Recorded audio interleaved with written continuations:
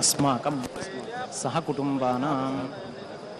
सर्वेषाम् आस्तिकमहाजनानाम् अतीतेषु जन्मसु यह जन्मनि जन्म प्रभृति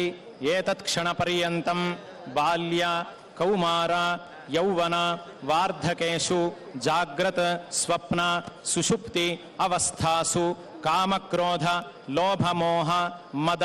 मात्सर्यादिभिः मनोव्यापारैः श्रवण स्पर्शन दर्शन रसन आघ्राणैः ज्ञानेन्द्रियव्यापारैः वचन आदान विहरण उत्सर्ग